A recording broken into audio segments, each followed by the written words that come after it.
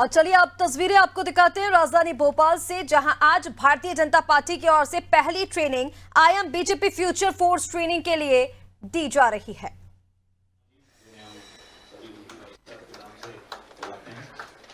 Bharatiya Janata party के महामंत्री आदरणीय सम्माननीय आनंद जी और मन में नेशन फर्स्ट का जज्बा लिए और देश के निर्माण में भागीदारी की इच्छा लिए सभी उपस्थित आप सभी इस पार्टिसिपेंट्स, सबसे पहले आप सभी को इस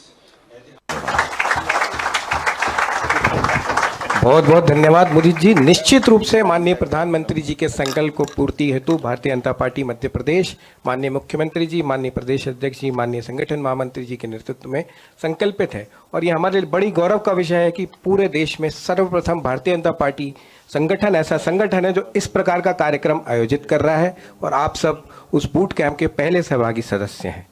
इस कार्यक्रम को आगे बढ़ाते हुए मैं निवेदन करूंगा हमारे प्रदेश के संगठन महामंत्री आदरणीय हितानंद शर्मा जी से कि आप हमारे मध्य आएं और इस कार्यक्रम में अपना मार्गदर्शन हमें प्रदान करें। भारत माता की, भारत माता की, Bharatiya Janata party, Bharatiya Janata party, Bharatiya Janata party Madhya Pradesh के भविष्य के भाजपा के नेतृत्वकर्ता के रूप में परिचय, भाजपा को हम जाने, भाजपा को हम पहचाने, भाजपा को हम समझें, इस नाते से आज के इस परिचय सम्मेलन में उपस्थित हमारे प्रदेश के सम्माननीय मुख्यमंत्री डॉक्टर मोहन यादव जी, हमारे प्रदेश के सम्माननीय अध्यक्ष खजुराहो लोकसभा के सम्माननीय सांसद आदरणीय विष्णुदत्त शर्मा जी, हमारे इस पूरे आयोजन को देख रहे भाई मुदित जी, भाई जयवर्धन जी और हम सब आज के उपस्थित कार्यकर्ता बनने वाले भविष्य के कार्यकर्ता भाइयों बहनों। तुलसीदास जी ने लिखा है, बिन प्रतीत न होए प्रीति। किसी से प्रेम करना है तो हमें पहले परिचय करना पड़ता है। उस परिचय के लिए व्यक्ति से होता है, संस्था से होता है, और भारतीय जनता पार्टी एक ऐसा संगठन है जो हम सबको भारत से परिचय कराना चाहता है, क्योंकि भारत को ही जानना है, भारत को ही पहचानना है और भारत की ही मानना है। इसलिए भारत को लेकर चलने वाली, अब उसको शब्द हो सकता है, नेशन फर्स्ट हो सकता है, गीत भी गा सकते हैं, राष्ट्र को ही देव मान कर चले हैं हम, बस एक राष्ट्र धर्म जानते हैं, राष्ट्र को लेकर चले हम। तो भारतीय जनता पार्टी प्रारंभ जनसंघ के रूप में हुआ, कालांतर में कुछ दिन जनता पार्टी के साथ विलय हुआ और बाद में भारतीय जनता पार्टी पड़ी। इसका एक विकास यात्रा है। बाकी राजनीतिक दल पहले भीड़ इकट्ठी करते हैं, कार्यालय खोलते हैं, कोष इकट्ठा करते हैं। भारतीय जनता पार्टी की यात्रा थोड़ी कठिन यात्रा है। जैसे गंगा सागर से चला गंगा का जल, स्वाभाविक है कि अपने आप कहाँ पहुंचना, उसे गंगा सागर पहुंचना है। लेकिन भारतीय जनता पार्टी की यात्रा गंगा सागर से चलकर और कहाँ पहुंचनी है, गंगोत्री पहुंचने की यात्रा है। अटल जी ने इसके बारे में संदर्भ लिखा, कभी थे अकेले भला जब नहीं डरे, अब क्या डरेंगे आंधियों के सामने चट्टान है।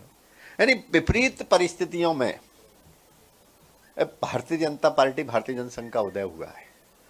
कुछ उद्देश्यों को लेकर हुआ है। सामान्य परिस्थिति, सामान्य व्यवस्था के नाते भारतीय जनता पार्टी नहीं खड़ी हुई है। स्वतंत्रता के पश्चात जैसा हम सब सुनते पढ़ते हैं कि गांधी जी का एक सपना था कि जो उस समय की तत्कालीन कांग्रेस है उसको अलग अलग शब्दों में, कोई कहता विलय कर देना चाहिए था, समाप्त कर देना चाहिए, विसर्जित कर देना चाहिए था। 47 में स्वतंत्रता आ गई, 50 में गणतंत्र आ गया। और गणतंत्र कहने को गणतंत्र, वास्तव में क्या आया, संविधान आया। और संविधान आया तो संविधान को पढ़ने वाले एक शिक्षाविद जो नेहरू जी की सरकार में मंत्री थे, उन्होंने संविधान पढ़ा तो संविधान में सबसे पहले लिखा था कि भारत भूमि का अविभाज्य अंग, जिसको जम्मू कश्मीर कहते हैं, वहाँ का संविधान अलग होगा, वहाँ का ध्वज निशान अलग होगा और वहाँ का पीएम शब्द बोल सकते हैं, वहाँ का प्रधान अलग होगा। तो उन्होंने ध्यान में आया कि एक देश में दो विधान, दो निशान और दो प्रधान, ये भारतीय जनता पार्टी जनसंघ की स्थापना के मूल में छुपा है। दूसरा एक विषय है कि 48 में गांधी जी की हत्या हो गई और उस समय जो राजनीतिक स्वार्थी लोग थे उन्होंने झूठा आरोप राष्ट्रीय स्वयंसेवक संघ पे लगाया। कोई दूसरा राजनीतिक दल नहीं होता था कि संसद में अपनी आवाज रख सके। उस नाते से फिर विचार हुआ और संघ के पास डॉक्टर श्यामा प्रसाद मुखर्जी गए, जो उस समय भारी उद्योग मंत्री थे। उन्होंने ही संविधान पढ़ा, वो कुलपति थे, शिक्षाविद थे मूलतः, उनके पिताजी भी शिक्षाविद थे, वो भी कुलपति रहे। और वहां पर भारतीय जनसंघ की स्थापना हुई और पहला ही आंदोलन जो चला वह जम्मू कश्मीर के धारा 370 कह सकते हैं, या एक देश में दो विधान, निशान और प्रधान को लेकर लड़ाई चली। और उसको लेकर वह पहली यात्रा लेकर निकले। संगठन कम था लेकिन पर्याप्त लोग गए उस हिसाब से। आज के हिसाब से इतने लोग हुए, इतने उस समय शायद ना रहे होंगे। और जम्मू कश्मीर के लिए वो निकले और उसके बाद आज तक वह हत्या की गुत्थी थी। जैसी लाल बहादुर शास्त्री की एक मूवी आई थी ना, अभी कौन सी आई थी, कौन सी फाइल आई थी, ताशखंड फाइल, कश्मीर फाइल, तमाम फाइल आ रही हैं आजकल, खुलती जा रही ना फाइलें। तो वो फाइल भी अभी संदिग्ध परिस्थितियों में उनकी मृत्यु हो गई 23 जून 1953। और उस दिन से जनसंघ और आज तक 2019 तक 5 अगस्त 2019 तक भारतीय जनता पार्टी, जब मुट्ठी भर लोग होते थे, एक कमरे में बैठते थे तो नारा लगाते थे, जहां हुए बलिदान मुखर्जी वह कश्मीर हमारा है। ज्यादा हो गए तो सड़क पे लगाने लगे कि जहां हुए बलिदान मुखर्जी। थोड़ा संसद में भी दिखने लगे तो संसद के गलियारे में बोलने लगे, जहां हुए बलिदान मुखर्जी। और भारतीय जनता पार्टी के मैनिफेस्टो हो, एजेंडा हो, कार्य पद्धति के जो भी कार्य होते थे, उसमें प्राथमिकता के आधार पर आयोजन भी हम आज भी बलिदान दिवस मनाते हैं। उनका 5 जुलाई को जन्म जयंती है, वो नहीं मनाते, मतलब मनाने से कोई विरोध नहीं है, लेकिन जो को प्राथमिकता के आधार पे हमने लिया है वो बलिदान दिवस लिया है। और उसके लिए भारतीय जनता पार्टी ने सड़क से लेकर संसद तक, मैं तो सड़क से अंदर भी कहता हूं कि जब हम कमरे में अंदर बैठक करते थे तो कमरे में भी अंदर क्या बोलते थे, तो हमारी बैठक का उद्घोष होता था, जहां हुए बलिदान मुखर्जी वह कश्मीर हमारा है। जो कश्मीर हमारा है वो सारा का सारा है। ये भारतीय जनता पार्टी देश को प्रधानता दे, देश की एकात्मता के लिए, कि देश, अपना देश न टूटे वीरो, अपना देश आजाद रहे। ये इस भाव को लेकर चले हम, ये राष्ट्र का देव है। इस भाव के साथ आगे बढ़े। और भारतीय जनता पार्टी की आइडियोलॉजी में प्रारंभ अगर इसे कहते हैं तो ये देश आ गया। दूसरा सनातन था कि लोग अपने को हिंदू कहने में शर्माते थे, अपने आप को गधे तक की उपाधि देने पे कोई शर्माते नहीं थे कि मुझे ये कह लो पर हिंदू मत कहो। और हम कहते थे इस देश के मूल में कोई है, इस देश का हिंदुस्तान नाम पड़ा है। उन्होंने विभिन्न प्रकार की, कोई है ही नहीं, जातियों में इतना विभाजन कर दिया। तब हम कहते थे हिंदवा सोदरा सर्वे ना हिंदू पति तो भवेद, मम दीक्षा हिंदू रक्षा मम। ये संदर्भ शंकराचार्यों ने लिया। यानी जो भारत के रहने वाले लोग हैं सभी लोग क्या हैं, सहोदर हैं, सगे भाई बहन हैं। इस नाते से हम सनातन की बात करते थे, राम मंदिर की बात करते थे, गौ रक्षा की बात करते थे। यानी जो इस देश का मूल है उसके रक्षा की, उसके स्वाभिमान जागरण की बात हम करते थे। जब विपक्ष में थे तो इस नाते से बात रखते थे। और मूल रूप से जिस काम के लिए चले, जो गांधी जी का सपना था ग्रामोदय, और दीनदयाल जी का सपना था अंत्योदय। इस अंत्योदय को आगे मानकर चले, यही हमारा पथ है, यही हमारा लक्ष्य है, यही कर्म है। इसके आधार पर हम आगे बढ़े और इसके आधार पर जब विपक्ष में थे तब विपक्ष में बात रखते थे, जब सत्ता पक्ष में आए और जब पूर्ण बहुमत के साथ आए तो पहला निर्णय अगर किसी भारतीय जनता पार्टी की केंद्र सरकार ने किया तो धारा 370 समाप्त की 5 अगस्त 2019। अगले उसी साल कोर्ट के माध्यम से सहमति के आधार पर भारतीय जनता पार्टी ने राम मंदिर का निर्णय किया और 5 अगस्त 2020 को भूमि पूजन हुआ। 22 जनवरी 2024 में लोकार्पण हुआ तो राम को वहां पहुंचाने का काम किया। तो ये भारतीय जनता पार्टी जो कहती है वो करती है और इसके लिए संघर्ष भी करती है। हम विचार करते हैं हमारे मोदी जी की सरकार हो या प्रदेश में मोहन जी की सरकार हो, वो सनातन को कैसे आगे बढ़ा रही है। तो चाहे महाकाल लोक हो, चाहे काशी का कौन सा कॉरिडोर हो, काशी कॉरिडोर हो, या सोमनाथ का जिस प्रकार से डॉक्टर राजेंद्र प्रसाद जी के उपस्थिति में सरदार वल्लभ भाई पटेल ने उसका पुनर्निर्माण कराया।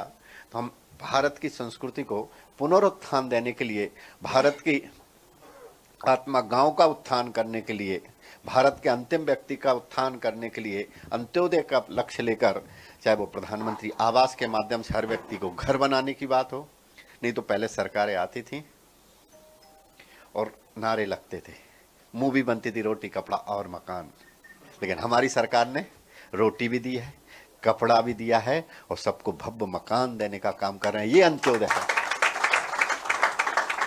गाय की बात हो, हमारी सरकार कह रही है कि इतने लीटर दूध लेंगे, गाय को इतने रुपए, हम घर पे भी अगर जो गौशाला चलाएगा 10 गाय रखेगा तो उसको गाय की गौशाला की सुविधाएं देंगे। तो गाय का माध्यम से ग्राम का उत्थान, क्योंकि गाय में भी सभी देवी देवताओं का वास है। गांव में देश की आत्मा गांव में बसती है, तो गांव का विकास, गांव में गाय का विकास नहीं कर सकते गांव के गाय के माध्यम से हमारा उत्थान। तो ऐसे हम आइडियोलॉजी के आधार पर अंतिम व्यक्ति का विकास करते हुए आगे बढ़े हैं। कठिन यात्रा है मित्रों, इसको पढ़ना पड़ेगा। जब पहला चुनाव हुआ तो पहले चुनाव में हमारे पास प्रत्याशी नहीं थे। 52 में पहला चुनाव हुआ और 51 में जनसंघ बना। तो मध्य प्रदेश का ही उदाहरण बताता हूँ। राजमाता विजयराजे सिंधिया भिंड से चुनाव लड़ रही थी। उस समय संघ के प्रचारक माणिक चंद वाजपेयी जी से कहा कि वो जिला प्रचारक रहे वहाँ, तो आपको चुनाव लड़ना है। तो उन्होंने, क्यों लड़ना है, मैं तो प्रचारक हूँ। उन्होंने कहा कि राजमाता सिंधिया के खिलाफ यहाँ पर चुनाव लड़ना है। तो उन्होंने कहा क्यों लड़ना है, क्या हारने के लिए लड़ना है। उन्होंने कहा जब हारना ही है तो क्यों चुनाव लड़ना। तो उन्होंने कहा उसके कारण है, जब चुनाव का समय रहता, हम आज भी देखते हैं, भले तमाम तरह के तंत्र यंत्र खड़े हो गए, तकनीक का युग आ गया, मीडिया, सोशल मीडिया विकसित हो गए, लेकिन फिर भी अगर अपने को किसी को सुनना है तो कब सुनाने का मौका मिलता है, जब चुनाव आते हैं। चुनाव की डिबेट देखने में अलग मजा आता है, चुनाव के भाषण सुनने में अलग मजा आता है। आज के भाषण सुनने में उतना रस नहीं रहता। तो उनको चुनाव लड़ा, जमाना जब तो होनी थी वो सब हुआ, लेकिन हम अपना दीपक घर घर तक पहुंचाने में सफल हुए और भारतीय जनसंघ क्या करना चाहता है ये बताने में लोगों को सफल हुए। इसलिए चुनाव के समय सबके आंख भी खुले रहते हैं और कान भी खुले रहते हैं। उस नाते से भारतीय जनता पार्टी जब 52 का चुनाव लड़ी, मात्र 3% वोट हासिल की। अगला चुनाव हुआ 57 में तो 9% वोट प्राप्त किए, 62 में 16% और 67 में मित्रों हम सम्मिलित सरकार के रूप में सरकार में प्रतिनिधित्व देने की स्थिति में आ गए थे। मध्य प्रदेश में भी श्री गोविंद नारायण सिंह जी मुख्यमंत्री थे हमारी सम्मिलित सरकार के, और वीरेंद्र कुमार सक्सेना जी उप मुख्यमंत्री, डिप्टी सीएम के नाते हम बने और भारतीय जनता पार्टी की यात्रा प्रारंभ हुई। उस समय जो आंदोलन चले, चाहे गौरक्षा का चला हो, करपात्री जी महाराज के नेतृत्व में, हम उसमें खड़े थे और उस आंदोलन से लेकर आज तक के अन्ना हजारे और बाबा रामदेव के आंदोलन खड़े हुए, उसमें मूक समर्थन देने का काम हम सब ने किया। क्यों किया कि हमने गीत गाते हैं ना, उस गीत में ये लक्ष्य नहीं रखा कि भाजपा का कार्यक्रम हो, इस पार्टी का कार्यक्रम हो। हमने कहा संगठन गढ़े चलो, सुपंथ पर बढ़े चलो और भला हो। किसका भला हो? भला हो जिसमें देश का वो काम सब। तो इस देश का भला करने चले हम। जो देश का भला कर रहा है उसके साथ खड़े होंगे। जब हम नेतृत्व करेंगे तो देश का भला करेंगे। इसलिए राष्ट्र हित में, चाहे विपक्ष के लिए, अटल जी के समय कई मौके आए जब हमने समर्थन विपक्षी पार्टियों की सरकारों का किया है कि हम राष्ट्र को केंद्र बिंदु में रखते हैं। बाकी लोग हो सकते हैं कि उनको राष्ट्र कोई चीन पे कब्जा कर ले, कोई भारत के टुकड़े कर दे, लेकिन हम भारत को माँ मानते हैं। इसलिए भारत हमारी माँ है, माता का रूप प्यारा, इसकी रक्षा करना कर्तव्य है। हम कर्तव्य मानकर चले हैं। तो ये सब बातों के साथ चलते हुए एक समय ऐसा आया कि जिस भारत को लोकतंत्र की माता, डेमोक्रेसी की मदर कहा जाता है, उसकी हत्या हो रही थी। और हत्या होने का काम कांग्रेसी कर रहे थे। उसको हमने शब्द सुना होगा, इमरजेंसी, आपातकाल। आपातकाल का समय आया, न कोई वकील था, न कोई दलील थी, न कोई अपील थी। सब विरोधी लोग, जो बात बोलता था, जो अखबार होता था, वो अखबार वाले को बंद कर दिया जाता था, जो राजनीतिक दल होता था उसको बंद कर दिया जाता था। उस समय भारतीय जनसंघ ने अपनी पूरी पार्टी को समेटते हुए, लोकनायक जयप्रकाश नारायण जी का आंदोलन था, उनकी पार्टी थी जेपी आंदोलन में, जयप्रकाश जनता पार्टी में हम विलय हो गए। और एक बड़ा उसका इतिहास है, उसको पढ़ना चाहिए, अध्ययन करना चाहिए। और 77 में चुनाव हुए, कांग्रेस समाप्त, मतलब हार गई चुनाव। भारतीय जनता पार्टी के साथ चुनाव का विजय प्राप्त हुई, सरकार बनी और 2.5-3 साल सरकार चली थी। तो लोगों ने, जिसके लिए हम जाने जाते हैं विचारधारा के लिए, विचारधारा पे प्रश्न खड़ा हो गया कि ये यहाँ की बात नहीं मानते, इनको तो क्या मानना होता है। तो संघ के साथ, किसी के साथ, इनकी दोहरी सदस्यता का एक विषय खड़ा हो गया। और उसके आधार पर 80 में भारतीय जनता पार्टी का, जो उस समय के, आज भारतीय जनता पार्टी इसलिए चढ़ी, उस समय हमारे जनता पार्टी में भारतीय जनसंघ के नेता थे, अटल जी, आडवाणी जी सहित ऐसे सब लोगों ने सरकार में शामिल थे, मंत्री थे, उन्होंने त्याग पत्र दिया। और 6 अप्रैल जो आने वाली है 5-7 दिन बाद, 6 अप्रैल 1980 को भारतीय जनता पार्टी की स्थापना हुई। और अटल जी ने मुंबई के शिवाजी पार्क में एक प्रसिद्ध भाषण दिया, जिसका बार बार आपको सोशल मीडिया में देखने को, सुनने को, पढ़ने को मिलता होगा। अंधेरा छटेगा, सूरज और कमल। जो नेहरू जी ने संसद में खड़े होकर कहा था कि इस देश के 1 इंच भूमि पर, शब्द उन्होंने भगवा बोला था, क्योंकि हम भगवा वाले हैं ना, 1 इंच भूमि पर भगवा नहीं फहराने देंगे। उस समय ही हमारे तत्कालीन अध्यक्ष डॉक्टर श्यामा प्रसाद मुखर्जी ने उद्घोष किया था। अकेले थे, पर उन्होंने, जो उनकी वॉल्यूम था, उनका आवाज का साउंड था, उससे दुगनी आवाज में उन्होंने कहा कि एक दिन इस कुत्सित मानसिकता को हम कुचल डालेंगे। और 6 अप्रैल से जो हमारी यात्रा प्रारंभ हुई, अंधेरे से प्रारंभ हुई, उजाले की ओर बढ़ी। और भारतीय जनता पार्टी पहला चुनाव लड़ी तो मात्र 2 सीटें जीती। और विरोधी लोग कहते थे, कई बार अलग अलग तरीके से बोलते थे। उस समय बोलते थे, क्योंकि उस समय संजय गांधी ने एक व्यवस्था हमारे ऊपर थोप दी थी, परिवार नियोजन की, इंदिरा गांधी के उस समय नारा चलता था, हम दो। तो राजीव गांधी कहते थे कि विरोधी दल के ऊपर परिवार नियोजन की व्यवस्था लागू हो गई है, क्योंकि अटल जी, आडवाणी जो दो नेता होते थे और 2 सांसद होते थे, हम 2। ऐसा कई बार अलग अलग समय, क्योंकि जनसंघ की क्या पहचान, संसाधन नहीं थे, कार्यकर्ता नहीं थे, तो उस समय के लोग कहते थे जनसंघ की क्या पहचान, टूटी जीप 20 जवान। दीपक चुनाव चिन्ह था, तो कई जगह थे दीपक में तेल नहीं और सरकार चलाना खेल नहीं। तो ऐसे अलग अलग तरह से जाति सूचक, जनसंघी फला, ऐसा करके ऐसे ऐसे शब्दों से उपहास उड़ाया जाता था। क्योंकि कोई कार्य की प्रारंभ होता है तो पहले क्या होता है, उपहास उड़ाया जाता है, फिर विरोध होता है। तो 60, 50 और 60 के दशक में हमारा उपहास उड़ाया गया। 67 में हम जब सरकार में आने लगे तो हमारा विरोध दमन शुरू हुआ, 60 और 65 के बाद, 67 के बाद, और 80 तक और बाद तक चला। और जब हम आगे बढ़े तो विरोध, और आज हम किस दिशा में आगे बढ़ गए, तो स्वीकारता की ओर बढ़े हैं। लोग हमसे कह रहे हैं हमें भाजपा से जुड़ना है, हम सब भी कह रहे हैं आइए भाजपा को जानिए, भाजपा को पहचानिए और भाजपा को समझ के आगे बढ़िए। इसलिए आप सब इस समय आए, आप सबका स्वागत है। और अंत में जो नेहरू जी ने कहा था, उस बात को कहते हुए अपनी बात समाप्त करूंगा। उन्होंने कहा था कि देश की 1 इंच भूमि पर भगवान नहीं फहराने देंगे। आज गांव की ग्राम सभा हो, वहाँ पर सरपंच कहते हैं, कहीं प्रधान कहते हैं, वो सर्वाधिक अगर देश में किसी पार्टी के हैं तो बोलिए किस पार्टी के हैं? जनपद बीडीए ब्लॉक डेवलपमेंट जो कमेटी रहती है, जनपद सदस्य बनते हैं मध्य प्रदेश में, अन्य जगह बीडीए के मेंबर बनते हैं, और सर्वाधिक जनपद अध्यक्ष सदस्य किस पार्टी के हैं? भाजपा के। जिला पंचायत के अध्यक्ष सदस्य पदाधिकारी किस पार्टी के हैं? देश में नगर पालिका, नगर परिषद और सब में बहुमत किसका है? पार्षद से लेके सबका, मेयर, पूरे देश में सर्वाधिक किसके हैं? विधायक सर्वाधिक देश में किसके हैं? सांसद राज्यसभा लोकसभा में किसके हैं? तो हम सब कह सकते हैं कि गांव की ग्राम सभा से लेकर देश की लोकसभा में आज क्या फहरा रहा है? तो देश की इंच इंच भूमि पर आज क्या फहरा रहा है? तो हम उस समय लक्ष्य को छोटा लेके चले थे। लक्ष्य बड़ा था, काम छोटा था। काम को शून्य से हमने शिखर की यात्रा की है। गंगोत्री से गंगा सागर नहीं, गंगा सागर से गंगोत्री यात्रा करते हुए आज भारतीय जनता पार्टी दुनिया की सबसे बड़े राजनीतिक दल के रूप में स्थापित हुई है। आज सदस्यता के आधार पर, सरकारों के आधार पर, लोकल बॉडीज के आधार पर भारतीय जनता पार्टी के जो जो नापने के पैमाने हैं, पैरामीटर्स हैं, उस पर भारतीय जनता पार्टी भारत ही नहीं दुनिया की सबसे बड़ी पार्टी है। इस पार्टी में आप सबका स्वागत है। बहुत बहुत धन्यवाद। भारत माता की जय।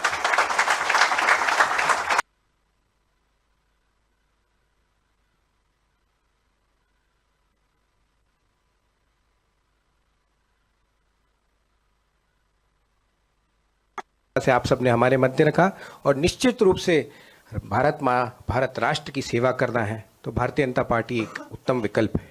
हमारे मध्य उपस्थित हैं भारतीय जनता पार्टी के शुभंकर प्रदेश अध्यक्ष। उनको हम सब शुभंकर इसलिए बोलते हैं क्योंकि जैसे ही आप भारतीय जनता पार्टी के प्रदेश अध्यक्ष बने थे, तब यहाँ पे सरकार जब कांग्रेस की थी, उसके तुरंत बाद भारतीय जनता पार्टी की सरकार आपके आते ही इस प्रदेश में बनने का काम हुआ था। और उसके बाद भी चाहे विधानसभा चुनाव हो, चाहे लोकसभा चुनाव हो, चाहे नगरीय निकाय चुनाव हो, सभी चुनावों में भारतीय जनता पार्टी ने ऐतिहासिक जीत दर्ज करने का कार्य किया है। ऐसे आदरणीय विष्णुदत्त शर्मा जी से मैं बड़ी ही विनम्रता से निवेदन करूंगा कि आप हमारे मध्य आएं और अपना उद्बोधन दें।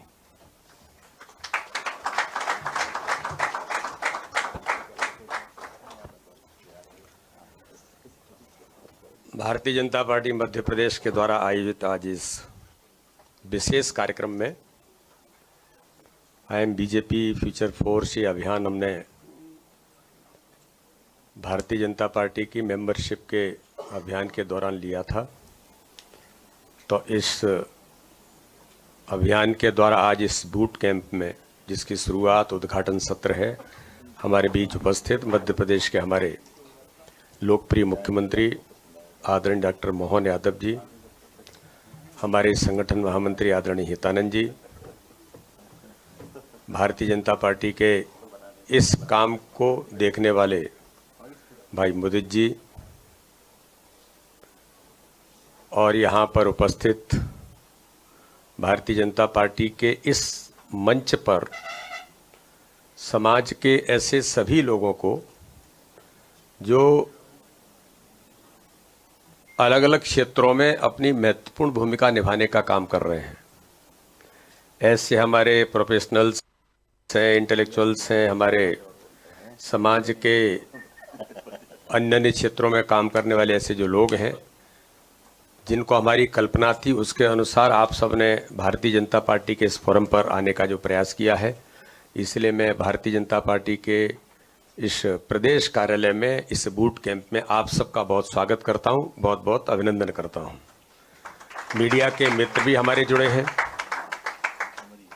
सबसे पहले तो मैं थोड़ा सा सेशन लेट हुआ, हम लोग थोड़ा किसी कारण से, क्योंकि आप सब प्रोफेशनल्स हैं, आपको ये बहुत ऐसा लग रहा होगा कि बीजेपी के स्टेट ऑफिस में बूट कैंप की शुरुआत हो रही है, थोड़ा डिले हुआ, तो मैं इस बात के लिए आपको थोड़ा क्षमा प्रार्थी भी हूँ। दूसरा, आप जिस हॉल में बैठे हैं तो आपको लग रहा होगा कि भारतीय जनता पार्टी का प्रदेश का ऑफिस है और आपके सबके अपने अपने प्रोफेशनल्स और आपके ऑफिसेज वगैरह सबके होंगे। तो ये एक टेम्परेरी ऑफिस है भारतीय जनता पार्टी का। आप सामने जब देखेंगे तो आप सब ऐसे जो एक्सपर्ट हैं इस क्षेत्र के, उनके सुझावों के आधार पर आज के समय के तकनीक से युक्त एक नया भारतीय जनता पार्टी का भव्य भवन जो आज समय की आवश्यकता के अनुरूप होगा, ये सामने उसकी तैयारी हमारी चल रही है। केवल एक टेम्परेरी हमने चुनाव के दौरान बनाने का प्रयास किया था, इसलिए आप सबको ये लग रहा होगा कि एक सामान्य उसमें आप सबको यहाँ पर हमने आज आमंत्रित किया है, लेकिन हमारा सौभाग्य है कि आप सब लोग यहाँ पर आए। इसके लिए मैं आप सबको बहुत शुभकामनाएं देता हूँ। ये जो संकल्पना है, इसका उल्लेख अभी मुदित जी ने आपके बीच में रखा। हमारे संगठन महामंत्री ने भारतीय जनता पार्टी की जो यात्रा है जनसंघ से लेकर भारतीय जनता पार्टी तक, उसका चित्र आपके सामने उन्होंने रखने का प्रयास किया कि एज ए ऑर्गेनाइजेशन हम कैसे आगे बढ़े हैं। लेकिन ये जो संकल्पना है कि आपके जैसे समाज के जो ऐसे लोग हैं जिनका राजनीति से कोई बहुत संबंध नहीं है, अपने अपने क्षेत्र के अंदर आप एज ए एक्सपर्ट, जो मैं अभी प्रोफाइल्स देख रहा हूं कि जिसमें लगभग 2,500-3 हजार लोग उस समय ड्यूरिंग मेंबरशिप आप सब लोग जब जुड़े थे, तब हमारे मन में कल्पना थी कि इनमें से कुछ लोगों को एज ए पॉलिटिकल पार्टी और एज ए पॉलिटिकल सिस्टम क्या क्या चीजें होती हैं, लोकसभा मेंबर ऑफ पार्लियामेंट से लेकर के वहां किस प्रकार से पॉलिसी मेकिंग और इन सारी चीजों के बारे में अवगत हम ऐसे कुछ लोगों को चयन करके करें।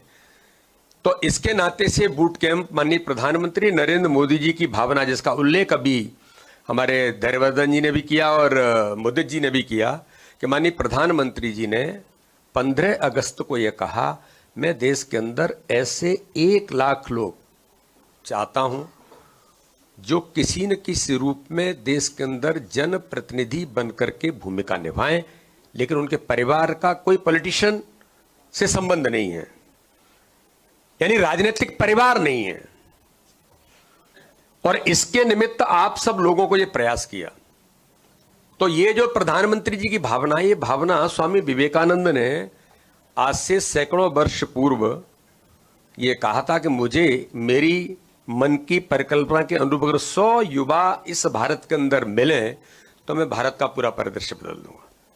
तब भारत के बारे में हम सब जानते हैं कि शिकागो के अंदर जब वो गए थे तब किस प्रकार से लोगों ने उपहास उड़ाया था। एक युवा सन्यासी है, ये क्या बताएगा लोगों को। लेकिन जब एक युवा सन्यासी ने शिकागो की धर्म सभा के अंदर सारी बातें जब की तो पूरी दुनिया पागल हो गई और लोग ये बात स्वामी विवेकानंद बोल करके समाप्त होते थे तो लोग वंस मोर कहते थे कि मैं फिर सुनना है। तो उस समय उन्होंने जो कल्पना की थी, उस कल्पना के अनुरूप आपने कभी सुना होगा कि एपीजे अब्दुल कलाम जब देश के राष्ट्रपति थे और अटल जी जब देश के प्रधानमंत्री बने तो उन्होंने एक दुनिया के भारत के सबसे बड़े वैज्ञानिक को भारत का राष्ट्रपति बनाया। और राष्ट्रपति बनकर के जब उन्होंने इस भारत की राजनीति के बारे में, उस समय ऐसा आपने भी देखा होगा कि देश के अंदर राजनीति यानी करप्शन, राजनीति यानी गुंडिज्म, राजनीति यानी पावर का दुरुपयोग। तब एक बार एपीजे अब्दुल कलाम जब यूथ के बीच में इंटरेक्ट कर रहे थे तब उनने युवाओं से पूछा कि भारत के राजनीतिक परिदृश्य के बारे में आपका क्या कहना है। तो देश के युवाओं के मन के अंदर इतनी पीड़ा थी इस बात को लेकर के कि राजनीति तो करप्शन है, राजनीति तो एक पावर का दुरुपयोग कैसे किया जा सकता है, गुंडिज्म देश के अंदर कैसे होगा, और राजनीति में बाहुबल और धनबल यही आज देश के अंदर दिखाई देता है। जो बिहार होगा उस समय लालू जी जिस प्रकार से देश के अंदर उनकी भूमिका बन रही थी, ये सारी बातें एपीजे अब्दुल कलाम के सामने देश के नौजवानों ने अलग अलग तौर पर उस इंटरेक्शन के दौरान उन्होंने कहा। तब एपीजे अब्दुल कलाम ने कहा था कि परिदृश्य कैसे बदलेगा। और आज हमें ध्यान में आता है कि उस समय उन्होंने कहा कि परिदृश्य कैसे बदलेगा, तो उन्होंने कहा कि मैं आपको बताता हूं कि आपके जैसे जो नौजवान समाज में एक अच्छी भूमिका निभाने की क्षमता रखते हैं, आपके अंदर योग्यता है, आप देश के बारे में अच्छा सोचते हैं, लेकिन राजनीति में अगर अच्छे लोग नहीं आएंगे तो ये जो लोग हैं वो लगातार इसी प्रकार से अपनी भूमिका निभाते रहेंगे। तो इसलिए मैं आज आह्वान करता हूं, ये उस समय भी अब्दुल कलाम ने कहा था कि मैं आह्वान करता हूं कि देश के नौजवानों को इस राजनीति को अच्छा बनाने के लिए आपको भी राजनीति में आने की जरूरत है। नहीं तो हर आदमी कहता था पॉलिटिशियन यानी उसके बारे में एक अच्छा सोच नहीं है समाज का, सोसाइटी का। हर आदमी को लगता था यार ये पॉलिटिशियन नहीं तो पता नहीं कैसा होगा। लेकिन मैं आज आप सभी इंटेलेक्चुअल्स को यह बताना चाहता हूं कि माननीय प्रधानमंत्री नरेंद्र मोदी जी ने स्वामी विवेकानंद की भावना को और एपीजे अब्दुल कलाम की उस भावना को आज उन्होंने अपने 2014 के उन्होंने अपनी विधानसभा के अंदर मुख्यमंत्री रहते हुए गुजरात के अंदर जो किया, लेकिन 2014 में भारत के प्रधानमंत्री की शपथ लेने के बाद जो राजनीति का परिदृश्य बदल दिया, भारत के बारे में जिस प्रकार की सोच दुनिया के अंदर थी, तो भारत के बारे में उस परसेप्शन को बदलने का भी प्रयास किया कि लोग कहते थे कि भारत, आप कहीं भी जाएंगे तो ये तो गंदा भारत है। आपको ध्यान में होगा कि पहली बार जब लाल किले की दीवार से जब वो संबोधित कर रहे थे, जब उन्होंने कहा था कि मैं स्वच्छता का अभियान लूंगा, तो पॉलिटिशियन ने, लोगों ने कहा कि प्रधानमंत्री का काम झाड़ू लेना है क्या? लेकिन गांधी जी कहते थे कि भारत को स्वच्छ बनाने की जरूरत है। तो गांधी जी के उस विचार को भी जमीन पर प्रतिपादित कौन करा? भारत के प्रधानमंत्री मोदी जी ने कहा कि मैं इस दिशा में कदम उठाऊंगा। मुझे एक बार मैं आप सभी मित्रों को बता सकता हूं, माननीय मुख्यमंत्री जी को हम लोग थोड़ा लेट भी हुए हैं और उनके आगे के कार्यक्रम भी हैं, लेकिन मुझे ऐसा लगता है कि आप सब जो इंटेलेक्चुअल्स हैं उनके बीच ये बात इसलिए आने की जरूरत है कि प्रधानमंत्री जी ने जो सोच उस समय विकसित की। मैं एक बार ट्रेन के अंदर यात्रा कर रहा था, तो भारत एनआरआई एक परिवार ट्रेन के अंदर वो भी यात्रा कर रहे थे, तो वो कहते हैं कि एक बात का बड़ा कष्ट होता है हम लोगों को, हम आते हैं तो जहां देखो वहां गंदगी दिखती है। क्या भारत के अंदर ये नहीं हो सकता है? आपस में डिस्कस कर रहे थे। मुझे याद आता है कि इस प्रकार के सोच रखने वाले जो लोग हैं, भारत के प्रधानमंत्री जी ने आते ही जब ये कहा, आज हम कहते हैं कि दुनिया के लोग अगर भारत के अंदर आते हैं, चाहे एनआरआईज हो या हम लोग होंगे, आज हमें लगता है कि भारत स्वच्छता के अभियान से एक गंदा भारत था, इसका परसेप्शन प्रधानमंत्री जी ने बदल दिया। आम आदमी के मन के अंदर, हमारे स्वयं के व्यवहार के अंदर चीजें बदल गई कि हम स्वयं गंदगी को रोकते भी हैं और स्वयं गंदगी करते भी नहीं हैं। तो बात बहुत छोटी है, लेकिन देश के बारे में परसेप्शन बदलने का काम प्रधानमंत्री जी के विचारों ने आज भारत को स्वच्छ भारत बना करके खड़ा कर दिया। तो इस प्रकार की एक नहीं, पता नहीं कितने पॉलिसी मेकिंग के अंदर माननीय प्रधानमंत्री जी ने आज देश के अंदर जो विगत 10 वर्षों के अंदर, एक दशक में भारत के अंदर एक नई राजनीतिक कल्चर का जो डेवलपमेंट किया है, प्रधानमंत्री जी ने उन दोनों महापुरुषों की भावना के अनुरूप कहा कि मुझे देश के अंदर ऐसे 1 लाख लोग जनप्रतिनिधि बनाना है, क्योंकि उन्होंने नारा दिया भारत की राजनीति में परिवारवाद ये सबसे बड़ा इस देश का चैलेंज है, जातिवाद इस देश के विकास में सबसे बड़ा अवरोध है। अब इन दो बातों के बारे में कि परिवारवाद और जातिवाद कोई केवल कहने से समाप्त नहीं होंगे। मैंने कह दिया, मैं इस नारे को दे रहा हूं कि कभी जो अभी हमारे संगठन महामंत्री आपको उल्लेख कर रहे थे, गरीबी हटाने के लोग नारा तो देते थे, लेकिन गरीबी नहीं हटती थी।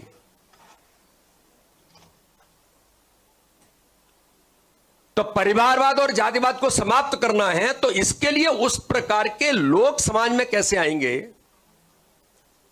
एक ही परिवार के लगातार, अभी माननीय प्रधानमंत्री जी ने संसद के अंदर कहा कि मुझे नहीं पता कि आप लोग क्या सोचते हैं, एक ही परिवार के 3 सदस्य इस संसद के अंदर बैठते हैं और एक परिवारवादी व्यवस्था देश के अंदर, राज व्यवस्थाएं समाप्त हो गई, राजघराने समाप्त हो गए, क्योंकि राजघराने में उसका बेटा ही राजा बनेगा। लेकिन लोकतंत्र के अंदर डेमोक्रेसी आने के बाद, भारत के आजाद होने के बाद हमने डेमोक्रेसी तो आ गई, लेकिन हमें इस दिशा में केवल एक परिवार ही इस कल्पना को राजनीतिक क्षेत्र में आगे बढ़ेगा, इस अगर कंसेप्ट को तोड़ना है, तो प्रधानमंत्री जी ने कहा कि 2047 जो आने वाला 2047 जब आजादी के 100 वर्ष पूरे होंगे, इन 2047 में विकसित भारत का जो संकल्प है वो तभी पूरा होगा जब परिवारवादी व्यवस्था से भारत की राजनीति मुक्त होगी।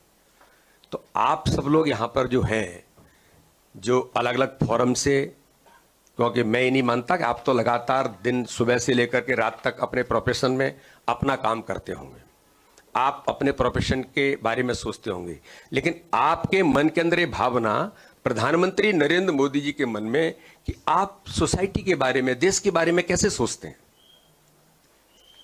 आपको कल हम मन की बात सुनाने वाले हैं। प्रधानमंत्री अपने मन की बात को आपके बीच कल कहेंगे।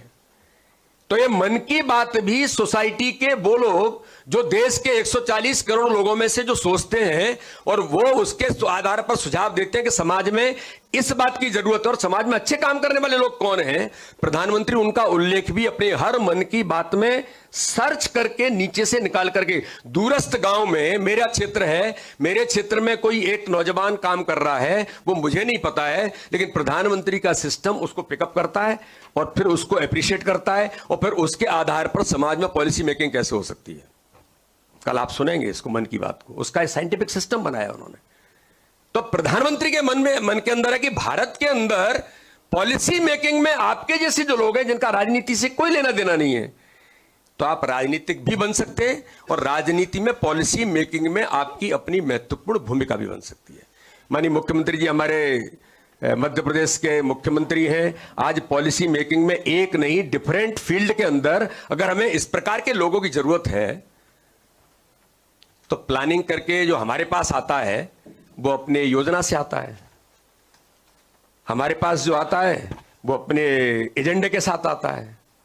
हम ऑर्गेनाइजेशन में भी देखते हैं कि ऑर्गेनाइजेशन में एक व्यक्ति ऐसा होता है जो हमें आता है कि हमें कुछ चाहिए, और एक लोग ऐसे होते हैं हमें दिखता है कि समाज के अंदर ये काम करने वाला व्यक्ति, ये कार्यकर्ता किसी क्षेत्र में है, दूरस्थ है, लेकिन वो भोपाल हमसे नहीं मिल सकता, हम उसको पिकअप करते हैं।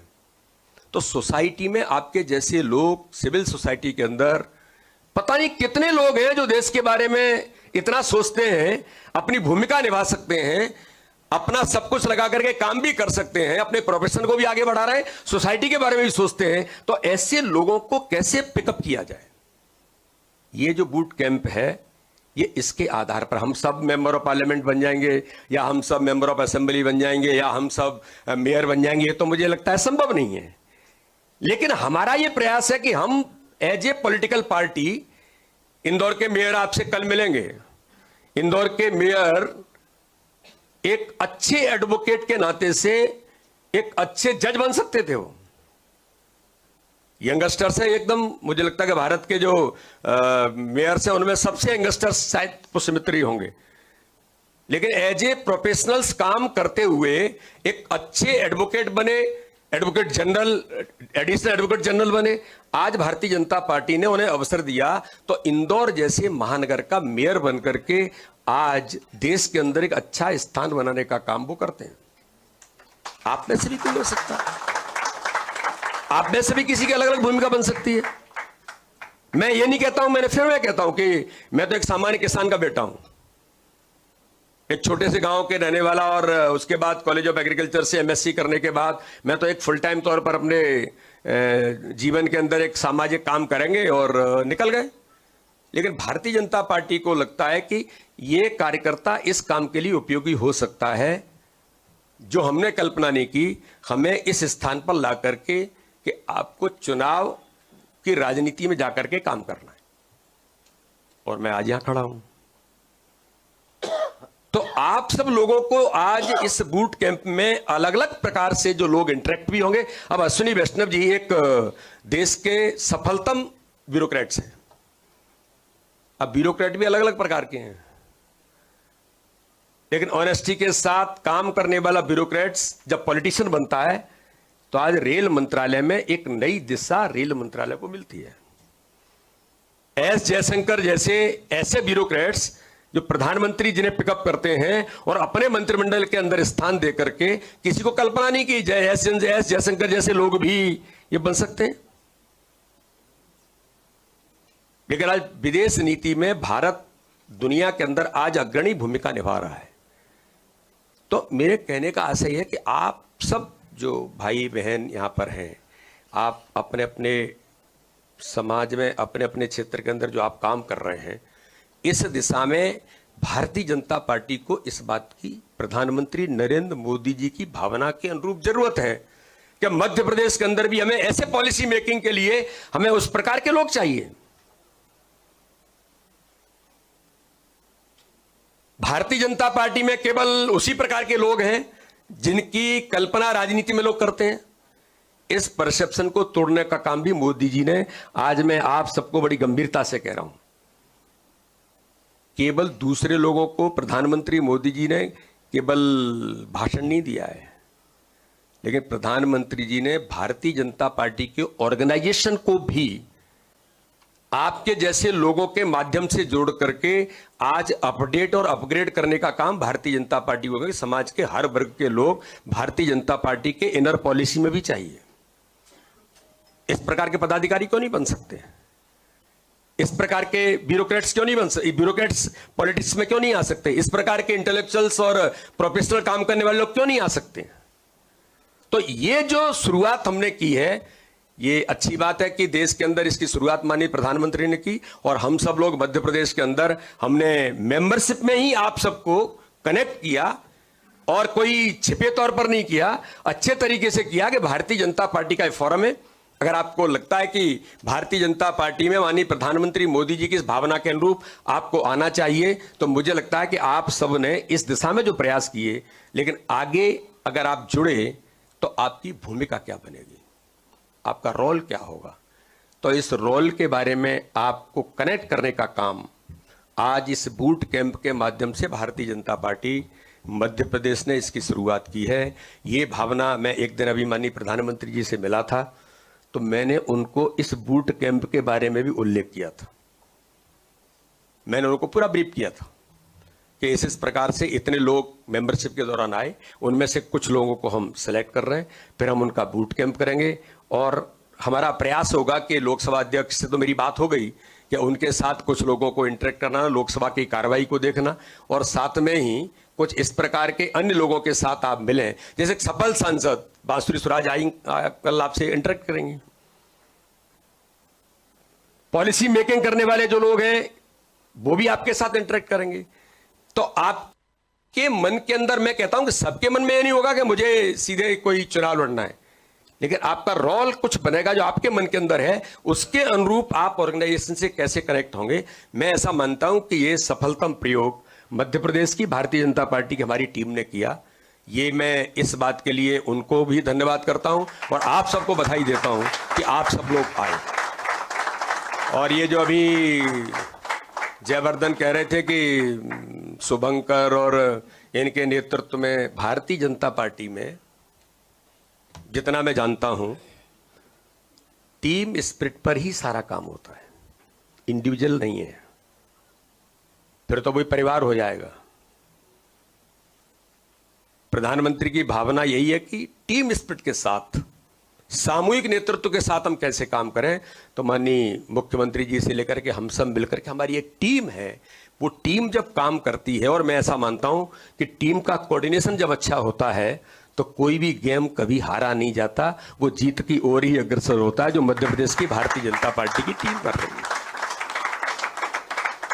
और अपने मन भावना के अनुरूप एक अच्छा काम कैसे हम कर सकते हैं कि आज आप देखते होंगे कि ये जो प्रधानमंत्री की योजनाओं के बारे में जब ये उल्लेख आया, आज देश के अंदर 25 करोड़ लोग गरीबी रेखा से ऊपर हो गए। 25 करोड़। ये गरीब के जीवन स्तर को बदलने के जो अभियान है, उसमें भी आप लोगों की अलग अलग प्रकार से भूमिका है। तो इसलिए मैं ऐसा मानता हूं कि इस बूट कैंप में आप सब लोग मिलकर के 2 दिन इसको एंजॉय भी करेंगे। 2 दिन के अंदर आप सिस्टम को भी समझेंगे, 2 दिन के अंदर आप हमको भी समझेंगे। और ये मेरा अनुरोध है, बिना समझे कोई काम नहीं करना चाहिए। मैं जब ड्यूरिंग स्टूडेंट यूनियन में एज एवीपी वर्कर विद्यार्थी परिषद का मैं कार्य करता रहा, कॉलेज स्कूल के अंदर जाते थे तो हम लोगों से कहते थे एवीपी क्यों ज्वाइन करना है, तो हम आपको बताते हैं, अगर आपको लगता है कि आप इससे सहमत हैं तो आप जुड़िए। तो भारतीय जनता पार्टी को भी आप समझेंगे कि आज की भारतीय जनता पार्टी कैसी है, मोदी जी के नेतृत्व की भारतीय जनता पार्टी कैसी है। नई तकनीक से लेकर नए कार्य संस्कृति को, कार्य संस्कृति कह रहा हूं मैं, राजनीति में वर्क कल्चर किसी ने डेवलप किया है राजनीति के अंदर, तो वो प्रधानमंत्री नरेंद्र मोदी जी ने इस देश को दिशा दी है, पॉलिटिशियंस को, सारे पॉलिटिशियंस को। यानी मैं as a member of parliament, मेरा रिपोर्ट कार्ड पीएम के पास है।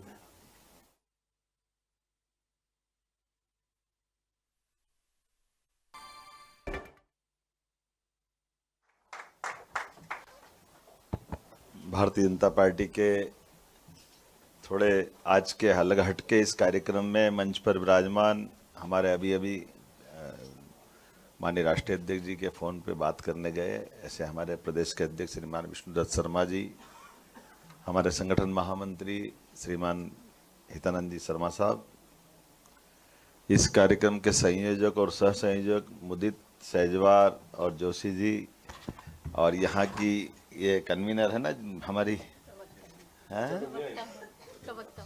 प्रवक्ता हमारी लायर है, बहुत अच्छी सुयोग्य लायर है ना, बहुत अच्छा, बधाई है आपको।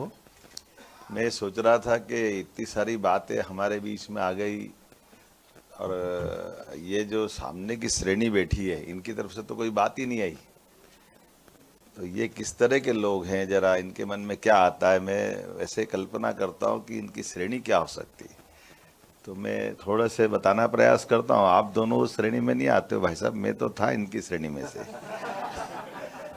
कि मैंने क्या करा, वकालत भी करी। नहीं, दोनों, वो भी बात सही है, वो जो बोल रहे हैं वो भी बात सही है, अध्यक्ष जी जो बोल रहे हैं। हम कई अर्थों में मैं आपके साथ बैठा हुआ दिखाई दे रहा हूँ। जब मैं इसमें देख रहा था तो इसमें पत्रकार भी है, इसमें लायर भी है, इसमें बिजनेसमैन भी है, ऐसे अलग अलग प्रकार के सामान्य वर्ग के लोग भी है, इसमें अलग प्रकार की हमारी बहनें भी है जिनको मैंने कुछ कुछ नाम निकाले, एक्स आर्मी मैन भी है, आर्मी के जुड़े हुए हमारे, तो मैं मान के चलता हूँ अंकित चतुर्वेदी जी यहाँ है।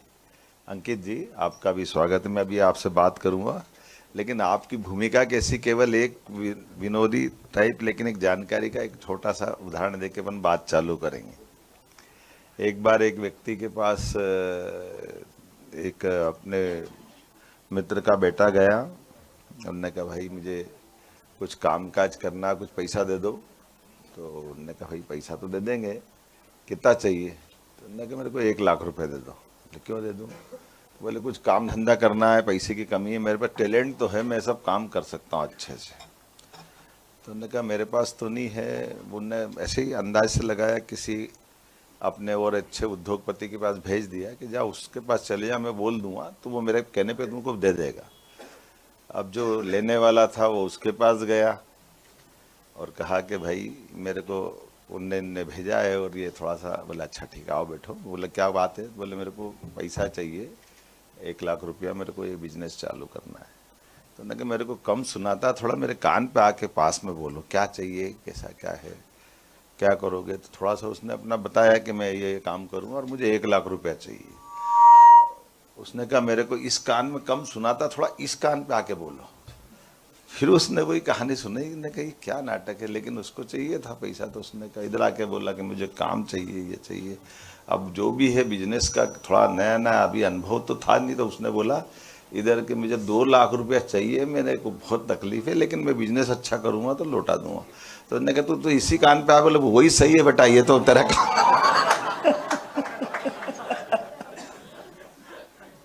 मेरी भावना समझ गए होगा, ये प्रोफेशनल का पहला तरीका है।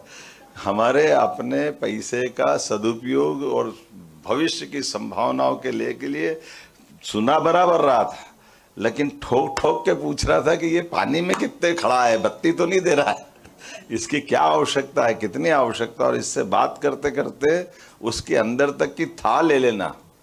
हम उनको किसी से भी कोई भी काम करेंगे। मैं अभी वित्त की बैठक में बैठा था, बड़ा मज़ा आया। हमने सारे IAS अधिकारियों से कहा कि भाई आप बजट बना रहे हो, ये काम अच्छा होना चाहिए, मजाक कर रहा था। तो हमने कहा ये अपने, अच्छा ये बताओ कि धन कमाने के लिए क्या चाहिए? तो क्या बोलना चाहिए, क्या चाहिए धन कमाने के लिए? क्यों मुझे क्या चाहिए? अरे वो तो धन कमाने के लिए नहीं, तुमको कुछ नहीं चाहिए तो धन नहीं आ सकता। क्या चाहिए है ना? ये देखिए, ये क्या बहन जी का नाम क्या है? डॉक्टर दीप सिंह। तो योग्यता और क्या क्या बता दिया? शिक्षा है ना, अवसर है। देखो ये हमारी योग्य नेत्री तैयार हो रही बहू। बात अच्छा, ये देखो आप इनमें कितने अच्छे। टैक्स चाहिए, आप लायर हो इसलिए। देखो ये बात सही है, ये सब कुछ चाहिए, लेकिन इस सबसे बड़ी उसकी मन की अपनी इच्छा शक्ति चाहिए, उसका अपना माइंड चाहिए। मैं ये बन सकता हूँ, मुझे बनना ही है, मुझे ये करना ही है, तो कुछ भी नहीं होगा तो भी सब हो जाएगा। फिर उसके ये सहायक अलग अलग प्रकार के रास्ते हैं। पहले क्या चाहिए उसका? तो उसकी अपनी चाहिए ना, बुद्धि से वो अपना। तो धन तो बैंक में पड़ा रहता है, योजना सरकार की पड़ी रहती है, सलाहकार बहुत सारे मिल जाते हैं, और आदमी सब जुटा करके अपना काम करता है। ब्याज पर पैसा लेके बैंक वालों को चुका देगा, योजना में से जो मिलना मिलेगा, करता रहेगा। यही तरीका है ना, कि और इसके अलावा कोई है? तो ये जो दुनिया है, इस दुनिया के अंदर अब मैं आपसे दूसरे ढंग से बात करना चाहता हूँ कि ये हमारी अपनी इस देश के अंदर लोकतंत्र के लिए आपकी भूमिका राजनीतिक क्षेत्र में आने के लिए क्यों होना चाहिए? आपको राजनीति में क्या कारण है कि आप राजनीति में आना चाहते हैं?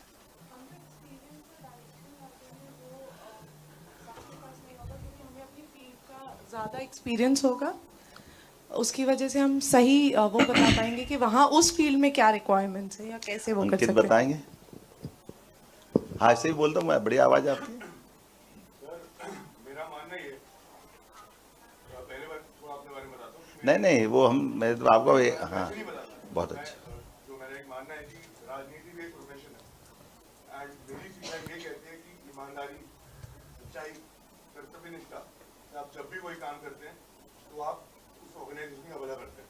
और पॉलिटिक्स जब आप सोचते हैं तो आप समाज की भलाई के लिए आप काम करना चाहते हैं, आप आना चाहते हैं।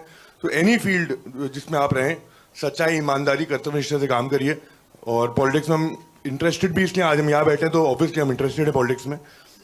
एम इज कि आप अच्छा काम करें और सोसाइटी को आगे बढ़ाएं। बहुत अच्छा। एक मिनट जरा मैं थोड़ा सा बताता हूँ। आपने जो बोल दिया वो दूसरे का नंबर आना चाहिए। यहाँ दीक्षित बैठे हैं क्या? दीपेश, आप कुछ बोलना चाह रहे हैं? सर पॉलिटिक्स का तो नहीं, पर सोशल वर्क का जरूर कह सकता हूँ।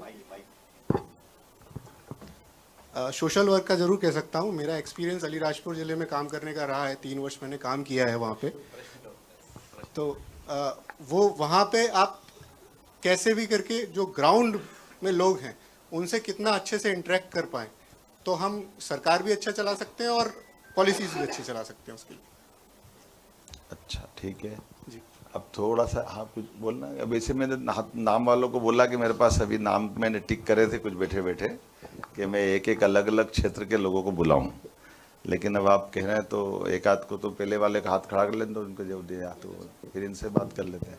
आपका भी परिचय देना। धन्यवाद सर। मेरा नाम शोभित है, एंड माननीय हितेन लाल भाई साहब के साथ मैं बताना चाहता हूँ कि सर मैंने पहले, दो I am not a part of the BJP, but मैंने संगठन के साथ काफ़ी काम किया। तो मैं सुनील बंसल जी के साथ। नहीं, काम क्या करते हैं आप? सर मैं आईटी में हूँ, डेटा साइंस एंड जेएनआई में। बहुत अच्छा। तो इससे पहले करीब अभी क्या बोलना चाह रहे थे इस पे से? सर मेरा ये था कि मतलब being a without part of the BJP but as a part of the संगठन you can still work for the country making and the nation building. अच्छा चलो मैं आपकी बात मानता हूँ। मैं वैसे दो प्रश्न दूसरे को उछाल के देता हूँ। बैठो बैठो। हमारे इस देश में देश की आज़ादी कब मिली और देश आज़ाद कब था? है जरा बताओ देश आजाद कब था? अंदाज से मतलब हाथ खड़ा करके बोलो, थोड़ा अपने कॉन्फिडेंस से बोलो। आप बताओ।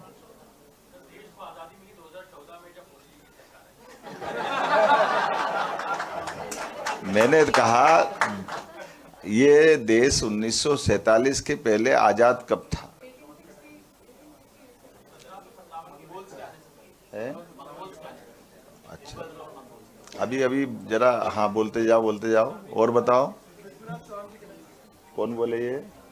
आपका शुभ नाम क्या है? जरा ताली वाली बजाओ इनके लिए। जरा पृथ्वीराज चौहान के राज्य का क्या बता रहे थे? सर वो अपने समय के आखिरी हिंदू राजा थे और उसके बाद ही फिर देश पे मुगलों का और आक्रांतियों का, मंगोल्स का और सबका आना हुआ। तो ये अब थोड़ा सा मैं उसको खोल देता हूँ, है ना। क्या होता कभी कभी हमको ये यहाँ से चालू करना पड़ेगी कहानी। देश के लिए आखिरी सम्राट कौन था? 1000 साल लगभग, है? कौन बता रहे थे?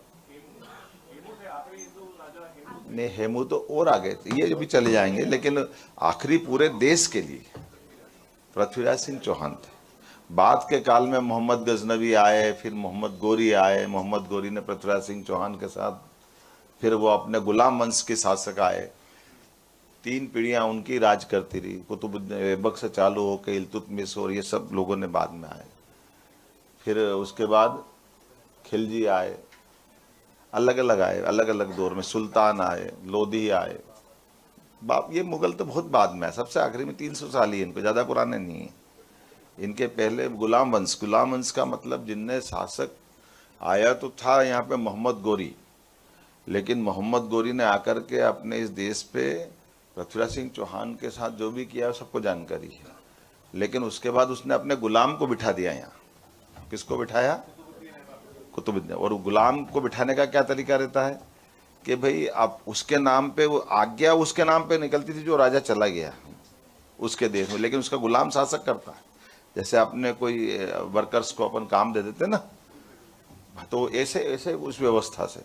अब मैं इसलिए थोड़ी खोल के बात इसलिए कर रहा हूँ कि 1000 साल की गुलामी हमको 47 में मिली, और ये सब प्रोफेशनल हैं अपने यहाँ पे। हमको अगर ये मालूम नहीं पड़ेगा तो हमको हमारी आज़ादी की कीमत मालूम पड़ेगी क्या? हम अपने इस देश के अंदर अभी जैसे माननीय हमारे अंकित जी से मैं बात कर रहा था, आप आर्मी से ही आते हैं। ये मैं अब उस ढंग से जोड़ूंगा इसको कि अगर हम अपने अपने क्षेत्र में कितने ही कमा लें, धन कमा लें, दौलत कमा लें, सब कमा लें, लेकिन हम गुलाम कैसे हुए और गुलाम क्यों हुए, और गुलाम के बाद आज़ादी हुई, तो आज़ादी की कीमत चलाने के लिए लोकतंत्र की कीमत क्या है, जब तक ये बात समझ में नहीं आई तब तक बात समझ में आएगी क्या? हमारे प्रोफेशनल होने में हम सांसद, विधायक, पार्षद बनना चाहते हैं, लेकिन वो अलग बात है। हम अपनी पार्टी के लिए राजनीतिक दल में भी आना चाहते हैं, तो क्यों आना चाहते हैं? अब मैं इसको उदाहरण सहित आपको 2 बातें बताना चाहता हूँ। हमारे यहाँ शासन की पद्धति कितने प्रकार की है, कौन कौन बताएगा? पृथ्वीराज सिंह चौहान राजा थे, ठीक है ना। उसके बाद उसके पहले जाओ तो कल अपनी गुड़ी पड़वा है, विक्रमादित्य थे। तो विक्रमादित्य के नाम पे क्या नौ, क्या क्या कहते हैं, और नौ क्या है बोलते हैं उनके? कौन बोल रहे हैं? जरा हाथ खड़े करके बताओ कौन बोल रहे हैं। ये नवरत्न क्या होते हैं,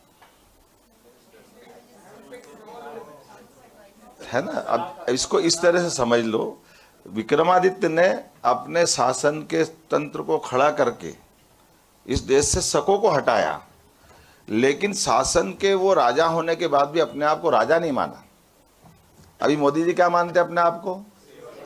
ताली वाली बजाओ इस बात पे।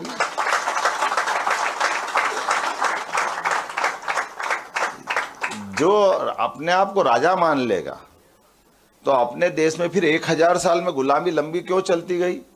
क्योंकि जो राजा खड़ा हुआ, जो आक्रांता है, उसने राजा को मार लिया और सबको कब्जा कर लिया। ये देश का दुर्भाग्य है। हम अपनी राज व्यवस्था में जो शासन तंत्र में ऊपर बैठ जाता है, उसके हाथ में सत्ता के सूत्र दे दिए। फिर वो दुर्भाग्य क्या रहा कि वो आया, वो उसके बच्चे को मार दिया, और फिर वापस पूरा देश अपना सब स्व अनुशासित सोसाइटी है, हम अपना अपना किसान अपना काम करते, कोई अपना अपना सब काम करते रहते हैं। हमको कहते हैं हमको शासन से लेन देना नहीं, सरकार से लेना। अभी आप में से कई सारे आपके क्षेत्र में जाओगे तो क्या बोलने वाले मिलेंगे, अरे मेरे को फालतू बात मत करो, राजनीति में टाइम नहीं मेरा, तो अभी गिराक आ जाएगा, उसको बात करना, थोड़ा ये फाइल देखना, वो करना, ये करना, इतना कमाना, उतना जो भी बात है। लेकिन ये कमाने के बाद फिर क्या होता है, ये जो आगे आक्रांता, उनने कमाया नहीं, आपको सब कुछ नोचा खोचा, लूटा खसूटा सब करा, वो सब धन ले गए यहां से। तो जब इतने 1000 साल की गुलामी हमारी है, तो नवरत्न का मतलब क्या था, विक्रमादित्य ने क्या किया, हम उसके पहले भगवान कृष्ण के काल में चले जाए, भगवान कृष्ण का भी बड़ा योगदान क्या है, ये 2 घटनाक्रम से उदाहरण समझ में आएगा। कृष्ण भगवान चाहते तो खुद राजा बनते, लेकिन खुद राजा बने क्या, उधर उग्रसेन को बिठा दिया, उधर युधिष्ठिर को बिठा दिया कि हम सब में पावर बढ़ जाए, ये तो सत्ता आएगी जाएगी, किसी को बिठा दो, लेकिन सच्ची ताकत जनता के पास होना चाहिए। इसलिए जनता की ताकत का भगवान को भगवान मान के उनकी मानवीयता का गुण हम थोड़ा सा अलग प्रकार से समझाने में टाइम लगेगा, लेकिन विक्रमादित्य से समझ में आ जाएगी। फिर विक्रमादित्य के बाद में नवरत्नों में उन्होंने अपने पावर दी थी, जो निर्णय करेंगे ये करेंगे, राजा को कुछ भी कर दो फर्क नहीं पड़ने वाला। जैसे आज माननीय मोदी जी हैं, लोकतंत्र आया ना, ये जनता की सरकार बन गई। अब आप केवल इस ढंग से देखो, अमेरिका क्यों आगे बढ़ गया, देश का सबसे सशक्त देश क्यों है, कितने राष्ट्रपति आए गए, कई राष्ट्रपति की हत्या हो गई, अमेरिका में हुई कि नहीं हुई, लेकिन वो क्यों आगे बढ़ रहा है। अभी बाइडेन दम नहीं था, गया, कोई बात नहीं, दूसरा वापस ट्रंप आ गया। तो ट्रंप ने कहा मैं अमेरिका फर्स्ट, माननीय मोदी जी ने कहा नेशन फर्स्ट, बोला कि नहीं बोला। तो हमारी इस जनता के बलबूते पर ताकत सत्ता की आए, और सत्ता की ताकत अपनी सुनीतियों के बलबूते पर जानी जाए। इस सब में हम केवल एक व्यक्ति आए और उनके ऊपर भरोसे छोड़ देंगे तो बात नहीं बनेगी, सबको अपनी अपनी भूमिका अदा करना पड़ेगी। और हम वो सब पढ़े लिखे और संभ्रांत लोगों में से आते हैं, जिनसे कई सारे लोग आपसे अपेक्षा करते हैं, कई सारे लोग आपके पीछे देखते हैं। जब आप ये जिस दिशा में जाओगे उस दिशा में राजनीति की धारा जाएगी। माननीय अभी बी डी शर्मा जी ने अच्छा उदाहरण दिया, या माननीय भाई साहब ने दिया, मोदी जी ने कोट किया ना कि ये लोकतंत्र के अंदर एक परिवार के 3 लोग बैठे। हमारे यहाँ एक राजा दाहिर सेन हुए थे, बहुत बड़े राजा, सिंध के, बिल्कुल उधर से आक्रमण हो रहे थे 1200 साल पहले, वो सिंध के राजा थे, और इतने बहादुर राजा थे कि वो 1 बार नहीं 2 बार नहीं, कई बार कई हमले हरा चुके थे। तो फिर जो हमले करने वाले वो बहुत कम संख्या में, तो उन्होंने कैसे करना, क्या करना चाहिए, सॉरी, तो उन्होंने कहा कि इसको एक काम करो, ये जो राजा का ध्वज है ना, ये जिस रथ पे युद्ध कर रहे हैं, कुछ मत करो आप, उनकी सेना लड़ती रहेगी, बहुत भारी दूर से लड़ते रहेंगे, लेकिन केवल इनकी सबकी मान्यता है कि ये राजा है और राजा का ध्वज फरफरा रहेगा, तो ये अपने आप, और राजा का ध्वज कट गया तो समझो भले वो लड़ भी रहा, तो भी ऐसे मूर्ख ऐसे कहते हार गया अपने आप भग जाएंगे। और ऐसा दुर्भाग्य हुआ, केवल राजा का ध्वज को योजना से काटने का काम करे। ऐसे कई लोगों का अपने इस देश के अंदर दुर्भाग्य से, पहले क्योंकि एक राजवंश था तो उसके आधार पर ऐसी कई सारी चीजें चल गई, लेकिन अब जब ये लोकतंत्र आया तो माननीय अपन सब याद करें कि हमारे लाल बहादुर शास्त्री जी, रसिया में उनका स्वर्गवास हुआ, देश चल रहा है कि नहीं चल रहा है। तो ये लोकतंत्र की खूबसूरती है कि नहीं। उधर राजा दाहिर सेन का युद्ध में ध्वज कट गया तो सिंध चला गया हाथ से। पृथ्वीराज सिंह चौहान के बाद एक वंश गया तो ये हम काय के लिए काम करेंगे, बेसिक चीज ये आप सबको ध्यान में आएगा। काय के लिए कर रहा है, राजमान या सच्चे अर्थ में लोकतंत्र के लिए। तो हमारी यहां से चालू होगी। हमारी पार्टी का नाम क्या है? अब भारत तो पूरा सबके लिए हो गया, हम काय के लिए काम कर रहे हैं। तो आपको बात ध्यान में आ गई कि नहीं आ गई? ये कौन सी पार्टी है? तो जनता पार्टी, मतलब जनता की लड़ाई लड़ना चालक है और लोकतंत्र की रक्षा में ये जनसेवक बन रहे हैं।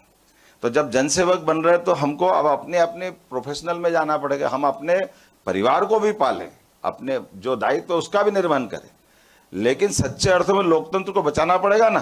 तो लोकतंत्र को मारने वाले कौन कौन लोग हैं? उधर देखो आप, उनकी साइड में एक खानदान है, जिन खानदान के साथ नेहरू जी के पहले सरदार वल्लभ भाई पटेल, नेताजी सुभाष चंद्र बोस, सारे पंडित मदन मोहन मालवीय, उन्हें तो बनारस हिंदू विश्वविद्यालय की स्थापना की।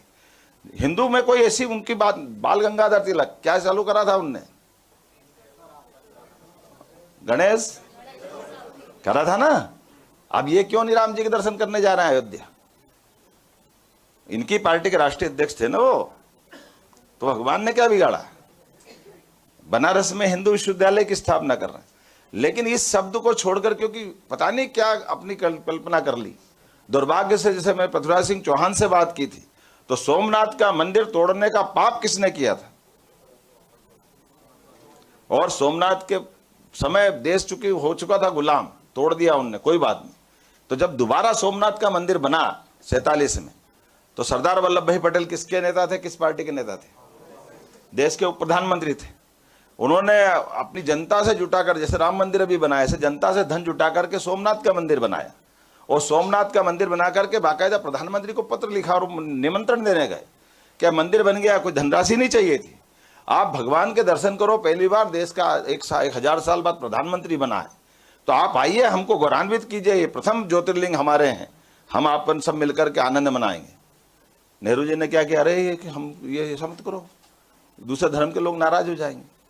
अब इसको क्या बोलोगे आप? जिस देश ने 1000 साल की गुलामी सहन की, उसका पहला प्रधानमंत्री वोट के लिए केवल, और बिना बात के, वो कांग्रेस के थे, कोई बीजेपी वाले नहीं थे, हम तो बीजेपी थी भी नहीं उस समय, जनसंघ भी नहीं बनी थी, जनता पार्टी भी नहीं थी, उनकी पार्टी के समझ थे। डॉक्टर राजेंद्र प्रसाद जी को जोरदार धन्यवाद दो आप, डॉक्टर राजेंद्र प्रसाद के लिए, इस बात के लिए। राष्ट्रपति थे वो, उनको बुलाया और उन्होंने कहा मैं डंके की चोट आऊंगा। क्योंकि हम अपने इस छोटे छोटे स्वार्थ में अपने देश के मूल नैतिक मूल्यों को, देश की सनातन संस्कृति को भूल सकते हैं क्या? तो हमको याद रखना पड़ेगा। तो इसे इस अवस्था में मैंने आपको केवल स्मरण कराया, और इसलिए आनंद आया कि देश के दूसरे प्रधानमंत्री मोदी जी है, जब भगवान राम मंदिर में शिलान्यास में भी बैठे और लोकार्पण पे भी जाकर के बैठे। ये अपने देश का बीच का लंबा टाइम चला गया।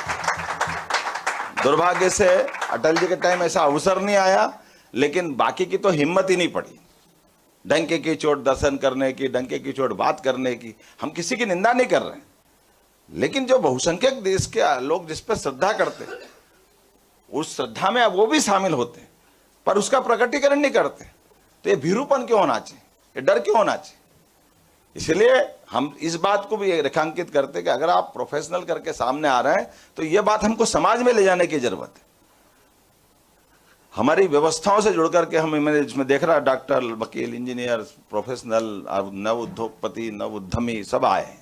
अब हमने इस सब में आगे बढ़ा करके बहुत सारे अवसर दिए हैं।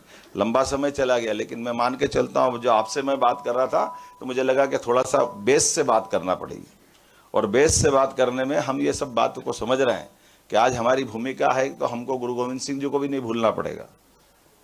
10वें गुरु है गुरु गोविंद सिंह जी ने भी एक तरह से ये लगातार शहादत देने के बाद 4 बच्चे अपने इस देश के लिए न्यौछावर कर दिए। पिताजी का अलग बलिदान हो गया, उनके जीवन में अलग दगाबाजी हो गई। तो एक व्यक्ति, एक परिवार से जो कष्ट आते वो सब अपने पे झेला, और अंततः उनने पवित्र गुरु ग्रंथ साहब दिया कि भाई ये सच्चे अर्थों में ये ही मानो गुरु, और यही वास्तव में हमारा लोकतंत्र मान लो, हमारे भाव से कि हमारी पीढ़ी को आगे रखना है, तो आक्रांतों को आगे झुकना नहीं है, लेकिन देशभक्ति का ध्वज ऊपर रखना है। हमारे अपनी सनातन संस्कृति के आधार पर इस चीज को लेके चलने की जरूरत है। तो मैं मान के चलता हूं, आज के इस अवसर पर आप सबने आकर के भारतीय जनता पार्टी में जुड़ करके बात कर रहे हैं। अभी भी आप पूरे देश के परिदृश्य देखोगे तो आपको आगे पीछे वही मिलेगा, परिवार।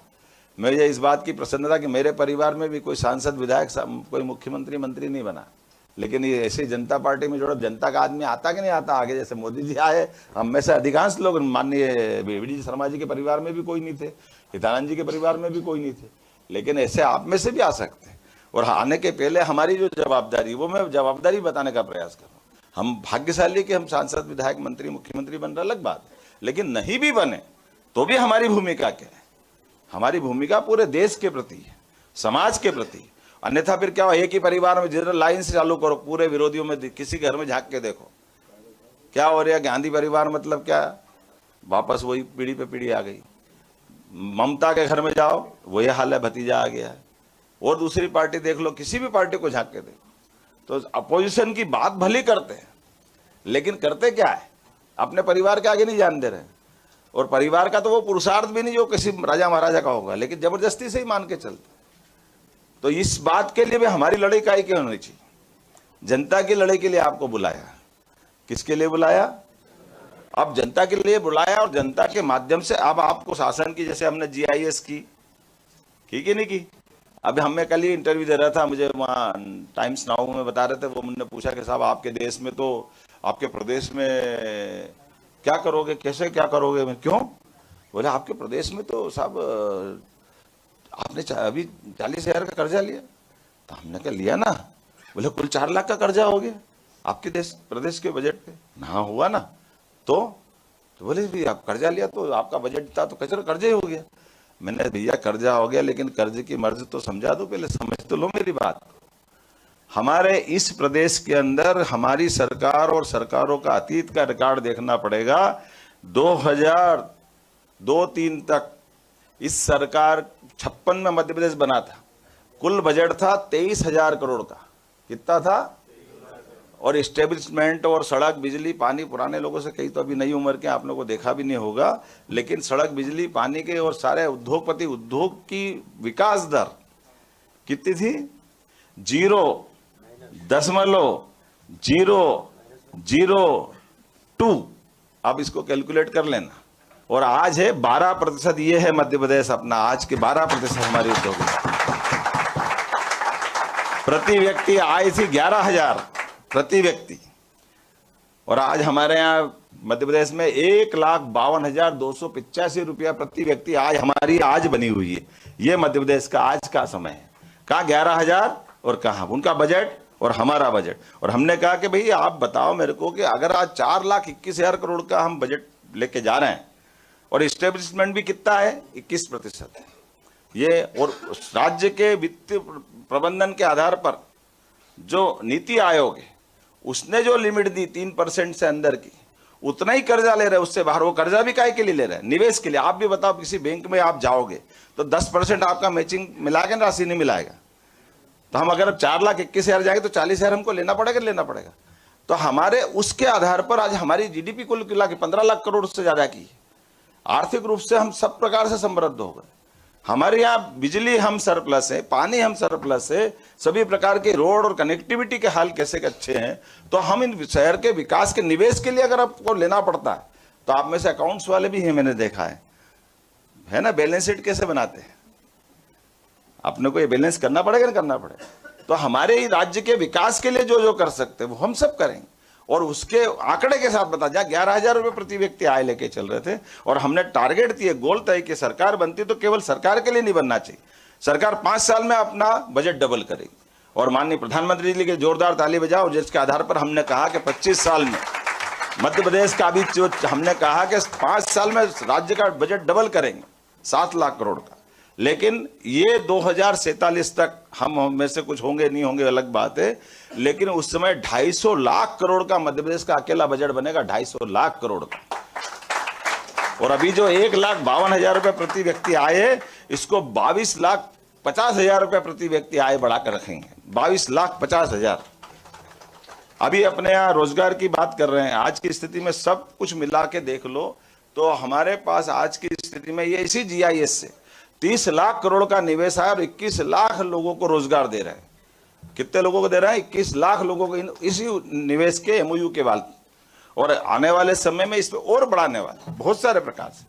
तो हमारे इन विकास के आयामों को ढंग से नीचे उतारने के लिए, बात करने के लिए, समझाने के लिए, अब ये मैं सामान्य किसान को अगर निवेश की बात करूंगा तो वो भी समझेंगे, लेकिन थोड़ी समय लगेगा। लेकिन जो आप बात कर सकते हो प्रोफेशनल नाते से, वो तो आप ही को करना पड़ेगा। और इसीलिए ये प्लेटफॉर्म बनाने की जरूरत। और मुझे इस बात की प्रसन्नता, हमने बजट बनाते टाइम एक और निर्णय किया है। उस निर्णय में इसी बात को जोड़ा है कि हमारे साथ सरकार के आधार पर, अभी तो जिले जिले में कौन सी समिति बनती है? शांति समिति। जब दंगा हो जाए, झगड़ा हो जाए, त्योहार आ जाए तो क्या बनाते हैं? लेकिन अब हमने बदल कर क्या किया? विकास समिति। हर जिले में डॉक्टर, वकील, इंजीनियर सबको जोड़ करके विकास समिति बना। भाई स्थानीय निकाय होंगे, नगर निगम होगी, पंचायतें होगी, वो निर्वाचन की अलग प्रोसेस है, उनका अपना काम चलता रहता है। लेकिन उस निर्वाचन के अलावा भी बहुत सारा बौद्धिक वर्ग के इतने सारे लोग बैठे हुए हैं, इनको जिले जिले में महत्व मिलना चाहिए। इनके उस जिले के विकास के लिए, प्रदेश के विकास के लिए उनके सुझाव आमंत्रित करना चाहिए, उनके साथ जोड़ने की बात करें। इसको वैधानिक दर्जा देना है। और इसीलिए और मुझे इस बात की प्रसन्नता, यशस्वी प्रधानमंत्री का जोरदार अभिनंदन करो। उन्होंने अपना जो निर्णय किया है कि हाँ, हमको इस देश को लंबे समय तक आज़ाद बनाए रखना है, तो 1 लाख लोग नए राजनीतिक क्षेत्र के कार्यकर्ता बनाने की बात कही, जिनके भरोसे से उनको अपनी राजनीति में रुचि बनाना। हमने कहा ना, आप रुचि नहीं बनाओगे तो और तकलीफ आएगी। ये जो वापस 1000 साल की गुलामी है, हमको हमारे लिए भविष्य में अपने देश को मोदी जी के नेतृत्व में आज उनने संकल्प लिया कि 2013 में जब वो 11वें नंबर की आर्थिक व्यवस्था में थे, आज हम 5वें में पहुंच गए और ये साल खत्म होते होते हम जर्मनी को पीछे छोड़ेंगे और आने वाला 1 साल बाद जापान को भी छोड़ देंगे, तो 3रे नंबर की अर्थव्यवस्था पहुंचेंगे। और परमात्मा चाहेगा तो ऐसे खसकते खसकते हम देश के नंबर 1 की, दुनिया के नंबर 1 के देश बनेंगे। इस दिशा में अगर बढ़ना है तो हमको सब प्रकार से चलना पड़ेगा। इसलिए राजनीति में आने का भी आनंद है, जहां जिस मुकाम पे उसका भी आनंद है, और आंख नाक खोल करके सब प्रकार की इन व्यवस्थाओं से हमको अपनी प्रतिभा को निखारने का भी मौका है। राजनीति में आने का ये बिल्कुल अच्छी बात है कि कम से कम हम बोलना चाहते हैं, बताना चाहते हैं, अपनी बात करते। कई लोग तो संकोच में बोल ही नहीं पाते, अपनी बात ही नहीं रख पाते। लेकिन ऐसे मुझे लगा कि आज का ये बहुत अच्छा सत्र है। मेरी अपनी ओर से एक बार सब आपका अभिनंदन। आज तो आप विधानसभा देखो, लोकसभा देखो, भविष्य के अंदर आपको मंत्रालय के साथ में भी अंदर सरकार के आधार पर भी अधिकारियों से भी आपके प्रोफेशन के हिसाब से उन योजनाओं के जरिए भी आपकी बात कराएंगे कि हमारे यहाँ अलग अलग विभागों की योजनाओं के माध्यम से योजनाओं का लागू करने का तरीका, योजना के आधार पर लाभ देने वाली बात, और सरकार के माध्यम से लोगों को कैसा भला कर सकते हैं, वो सब अपन करने के लिए तैयार रहेंगे। कुछ बोल रही थी बहन जी, बताना।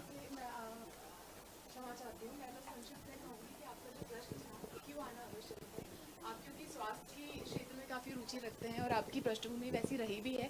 आना आवश्यक इसलिए है कि जो बीमारू प्रदेश होता था, आज हमारे पास सर्वाधिक मेडिकल कॉलेज रहेंगे। पंक्ति में बैठे आखिरी व्यक्ति को यशस्वी प्रधानमंत्री जी की वजह से स्वास्थ्य लाभ मिल रहा है, और 1 साल में आपने ये बहुत बड़ा काम किया है कि हमारे पास highest medical colleges in number, highest seats, और उसी के साथ साथ जो एयर एम्बुलेंस की सुविधा मिली है वो पूरे देश में सबसे है। प्रोफेशनल्स का आना इसीलिए अनिवार्य है क्योंकि सेवा आप तभी कर सकते हो जो आप सही दिशा में आप एफर्ट डालो। बहुत बढ़िया, बहुत अच्छा, बहुत बढ़िया। बहुत बहुत धन्यवाद माननीय मुख्यमंत्री जी। एक ऐतिहासिक GIS, एक ऐतिहासिक निवेश के अवसर के लिए सभी कैंडिडेट्स की तरफ से आपका आभार व्यक्त करता हूं। कार्यक्रम को समापन की ओर ले जाने के लिए मैं निवेदन करूंगा दीदी गुंजन चौकसे जी से कि आप हमारे मध्य आए और कार्यक्रम को समापन की ओर ले जाएं। सर्वप्रथम सम्मानीय मंच को मैं नमन करती हूं और प्रणाम करती हूं। ये इस पहले सत्र का समापन ज़रूर हो सकता है, पर यह शुभारंभ है हमारे यशस्वी प्रधानमंत्री नरेंद्र मोदी जी के उस विजन का, उस सपने का जो उन्होंने लाल किले से लिया था, लेकिन उसे अगर साकार किसी ने किया है तो वो मध्य प्रदेश की धरती पे हमारे शीर्ष नेतृत्व ने किया है।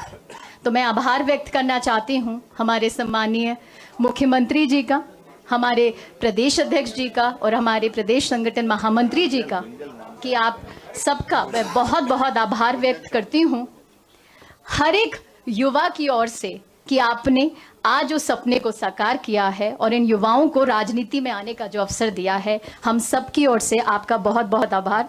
मैं कार्यक्रम के प्रभारी और सह प्रभारी मुदित शेजवार जी एवं जयवर्धन जोशी जी से